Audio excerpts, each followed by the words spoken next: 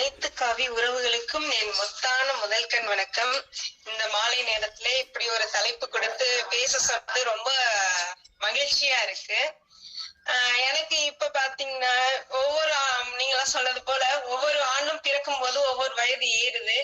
ஏற ஏற ஏற அனுபவம் நிறைய கிடைக்குது எனக்கு.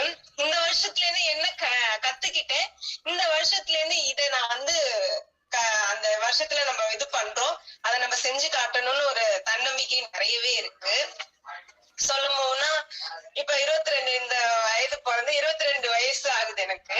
இந்த வயசுல நம்ம என்ன கத்துக்கிட்டோம், இவ்வளவு வயசு வரைக்கும் நம்ம என்ன காட்டோம், பார்த்ததோ கேட்டதோ பழகுல சூழ்நிலையோ, திருமணமாயி அங்கேருந்து ஒரு திருமணம் ஆகிறதுக்கு முன்னாடி எப்படி இருந்து திருமணம் ஆனதுக்கு அப்புறம் எப்படி இருக்கேன் அப்படிங்கறத எப்படி சர்வே பண்ண இந்த 22 வயசு வரைக்கும் இதுக்கு மேல நான் எப்படி சர்வே பண்ணணும் அப்படிங்கறத ஒரு இதா இருக்கேன்.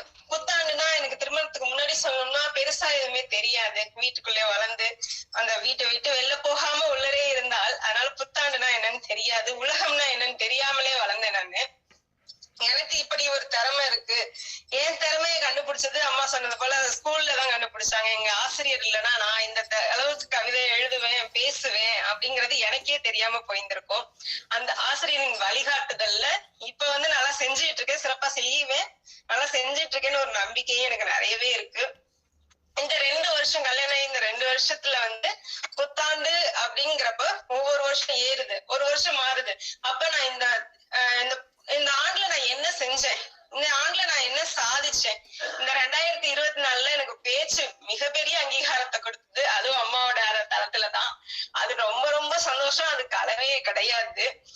அதுல இருந்து அடுத்த இந்த 2025 பார்த்தேன்னா எனக்குன்னு ஒரு தொழில், நம்மளும் ஒரு சொந்த கால்ல நிக்கணும், பெண்ணாலே சாதிக்க முடியும், சம்பாதிக்கவும் முடியும், அதை எல்லாத்துக்கும் காட்டணும். என்னதான் வீட்டுக்குள்ள இருந்து வளர்ந்து வெளில வந்தாலும் ஒவ்வொரு சூழ்நிலையில இருந்து வந்த போது இந்த சூழ்நிலை மாறுபட்டது. அந்த இதுல தனியால நின்னு ஜெயிக்கணும், யார் துணையும் எதிர்பார்க்க கூடாது, யார் துணையும் எதிர்பார்க்க கூடாது, தனியா நின்னு ஜெயிச்சு காட்டணும் அப்படிங்கிற ஒரு நம்பிக்கையை போன வருஷம் கொண்டு வந்தேன். என்னாலையும் எதுவுமே கத்துக்க முடியும். இது வரைக்கும் சமையலுக்குள்ள போகாத ஆளு பேக்கிங் கத்துக்கிட்டு இப்ப சேல்ஸ் பண்ணிட்டு இருக்கேன். பேக்கிங் கத்துக்கிட்டு சேல்ஸ் பண்ணிட்டு இருக்கேன். அதே மாதிரி இது பண்றப்போ பார்த்தோம்னா ஆரி ஒர்க் கத்துக்கிட்டு அதையும் நல்லபடியா சிறப்பா செஞ்சுட்டு இருக்கேன். இதையும் வருங்காலத்துல இந்த 2026ல கொஞ்சம் பெருசா செய்யணும்னு ரொம்பவே ஆசை இருக்கு. கண்டிப்பா அது என்னோட காசுல செய்யணும். நம்ம சம்பாதிச்சு நம்ம ஃபேமிலி ரன் பண்றப்ப ஒரு மகிழ்ச்சி வரும் இல்ல, அந்த மகிழ்ச்சியை நான் இந்த 2026ல கண்டிப்பா எடுத்துக்கணும். அது ஒரு சபதமாகவே இந்த புத்தாண்டுல எடுத்திருக்கேன். நான் எடுத்துக்கிட்ட 2 சபதம் எதுன்னு சொன்னா, யார்கிட்டையும் எதுக்காகவும் ஏங்கி நிக்க கூடாது. ரெண்டாவது ஒரு விஷயம், நம்மளால முடியுங்கிற உலகத்துக்கு என்னதான் பின்தங்கிய கிராமத்துல இருந்து வந்திருந்தாலும் நம்மளாலையும் முடியும், நம்ம இதை செஞ்சா உலகம் பார்க்கும், நம்ம எது செஞ்சா திரும்பி பார்க்கும், அது நல்ல வழியில நல்ல முறையில செய்யணும்னு நான் ரொம்ப ஆசைப்பட்டேன். ஒரு புத்தாண்டு ரிலீஷன் ஒரு சபதத்தை எப்படி எடுக்கணும்னா, ஒரு ஆண்டுல மறக்க முடியாத சம்பவங்கள், அது இனிப்பான சம்பவமாவும் இருக்கலாம், கசப்பான சம்பவமாகவும் இருக்கலாம். அந்த இனிப்பை மனசுல வச்சுக்கிட்டு அதே போல அந்த கசப்பை நான் வச்சிருக்கேன். ஏன்னா இந்த சூழ்நிலை வரும்போது இப்படி நம்ம ஹேண்டில் பண்ணதுனாலதானே அந்த சூழ்நிலை மாறுச்சு. இதை இந்த முறையில் இந்த ஆண்டு இதை சரியா செய்யணும் அப்படிங்கிற ஒரு ஆசையும் இருக்கு. ரெண்டையுமே வச்சுக்கிட்டு எந்த சுமையை சுமக்கணுமோ, எவ்வளவு சுமக்க முடியுமோ அதுக்கு மேலேயும் சுமந்து ஓடணும், உட்கார்ந்துடக்கூடாது. இந்த வயசுல ஓடுறது நிறைய பேர் சொல்லுவாங்கல்ல, இதெல்லாம் ஓடுற வயசு, கால்ல மிதிக்கிற வயசு, நீ என்ன இப்படி பேசுற அப்படிங்குவாங்க. அதே மாதிரி இந்த வயசுல முடியாதுங்கிறது ஒண்ணுமே இல்ல, வயசானாலும் பரவாயில்ல. இந்த வயசுல இன்னும் நிறைய கத்துக்கணும்னு நான் நினைக்கிறேன். இங்க நான் உண்மையை சொல்லணும்னா, இந்த தமிழ் தளத்துல உள்ளர நுழைஞ்சு பார்த்தப்போ எனக்கு ரொம்ப ஃபர்ஸ்ட் ஒரு கவிதை எழுதி போடுறப்ப ரொம்பவே பயமா இருந்தது. ஏன்னா இவங்க எல்லாம் இவ்வளவு பெரிய ஆளுமையில இருக்காங்க, பல பேர் ஆசிரியர்களா இருக்காங்க, பல பேர் தலைமை ஆசிரியர்களா இருக்காங்க. நான் காலேஜ் ஃபர்ஸ்ட் இயர் தான் முடிச்சிருக்கேன். அதுக்கு பிறகு கண்டினியூ பண்ண முடியல என்னால. அப்ப நான் இவங்க கூட போட்டி போட முடியுமா, என் கவிதை இதுல ஜெயிக்குமா அப்படின்லாம் நினைச்சுக்கிட்டு இருந்தேன். தமிழ் மேல உள்ள ஆர்வத்திலையும் மிகப்பெரிய காதல்லையும் தமிழ் மொழி என்னை வாழ வச்சுட்டு இருக்கிறேன் சொல்லலாம். எனக்கு மிகப்பெரிய அங்கீகாரம் கிடைச்சது. உண்மையை சொல்ல போனா நான் கவிதை எழுதுவேன், இவ்வளவு தூரம் பேசுவேன்னு எங்க அப்பா அம்மாவுக்கே தெரியாது. இந்த 2 வருஷத்துல 2024ல என் பொண்ணா இப்படி பேசுது, என் பொண்ணா இப்படி பேசுதுன்னு அவங்க வாயாலே சொல்ல வச்சேன். என் பொண்ணு பேசாதுன்னு நினைச்சேன், அவங்க வாயாலே சொல்ல வச்சேன். ஊருக்கும் தெரிய வச்சேன், இது முருகானந்த பொண்ணு கிடையாது, பவித்ரா. பவித்ராவோட அப்பாலாம் முருகானந்தான்னு சொல்ல வச்சேன். அது ரொம்ப மிகப்பெரிய சந்தோஷமா இருந்தது ஊருக்குள்ள நுழைஞ்சும் போதுமே. இதெல்லாம் வெளில தெரிய தெரிய என்னோட தன்னம்பிக்கைங்கிறது ரொம்ப ரொம்ப பெரியதா இருந்தது. அது போல ஒரு விஷயம் சொல்லணும்னா, எனக்கு full and full support N husband பண்ணாங்க. என்னோட கணவர் இல்லைன்னா கொஞ்சம் கூட சாதிச்சுக்க முடியாது. நீ பண்ணு, நீ பேசுறது நல்லா இருக்கு, செய்யறது நல்லா இருக்கு, ஏன் இது பண்ற. அதே மாதிரி என்னோட நாத்தனார் ஆகட்டும், என்னோட மாமியார் மாமனார் ஆகட்டும், ரொம்ப ஒவ்வொரு விஷயமும் நான் செய்ய செய்ய செய்ய நான் இன்னமும் போய் அத்தை இது பண்ணிருக்கேன், நீங்க நல்லா இருக்கான்னு பாரு, எது பாக்குறாங்களோ இல்லையோ நல்லா இருக்கு, நீ இதை இன்னும் டெவலப் பண்ணு.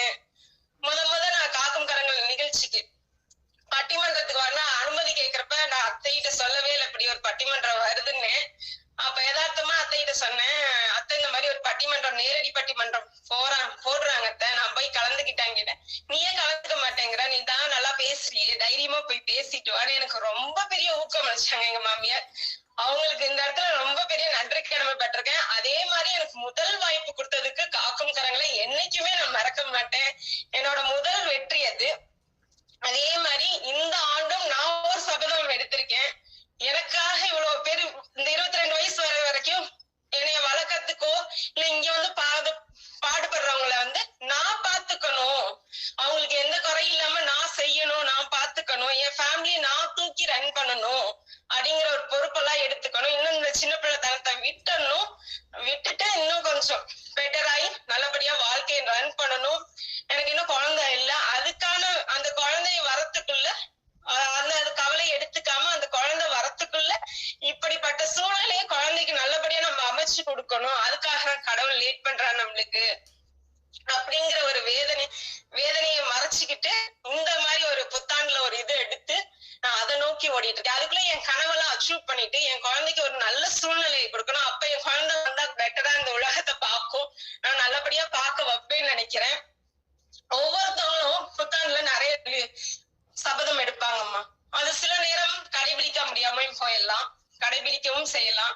ஒருத்தருக்கு நம்பிக்கை, அது உள்ள அந்த நம்பிக்கை வச்சு நான் இந்த விஷயத்த அடைஞ்சே தீருவேன், அடைய முடியும் என்னால அப்படின்னு இந்த உலகத்துக்கு கண்டிப்பா காட்டலாம்னு நினைக்கிறேன் நானு. அது பாதியிலே ஒவ்வொருத்தருக்கும் ஒவ்வொரு ஆசை இருக்கும். அந்த ஆசையை நம்ம ஒரு சபதமா எடுத்து செய்யும் போது கண்டிப்பா அதை மாத்தி காட்டலாங்கிற ஒரு நம்பிக்கை இருக்கும். அப்துல் கலாம் ஐயா சொன்னது போல நம்ம பிறப்பு வேணா ஒரு சம்பவமா இருக்கலாம், ஆனா நம்ம இறப்பு ஒரு சரித்திரமா இருக்கணும்ல. அந்த வார்த்தையை மனசுக்குள்ள பதிச்சு வச்சுட்டு ஏதோ ஒண்ணு சாதிக்கணும், சம்பாதிக்கணும், நம்மளால முடியும் அப்படிங்கிற தைரியத்தை எல்லாத்துக்கும் கொடுத்து எல்லாத்துக்குமே ஊக்குவிச்சு என்னோட வளரணும், நான் மட்டும் வளரணும் என்ன இல்லாம என்னோட சேர்ந்து எல்லாருமே வளரணும் அப்படிங்கிறத எல்லாத்துக்கிட்டே சொல்லி இந்த புத்தாண்டு வாழ்த்துக்கள் அனைவருக்கும் கூறி வாய்ப்பழித்தமைக்கும் வாய்மொழி கேட்டமைக்கும் எனது நன்றியை கூறி விடைபெற்றுக் கொள்கிறேன் அம்மா. நன்றி, வணக்கம். நன்றிம்மா, ரொம்ப அழகா பேசுனீங்க.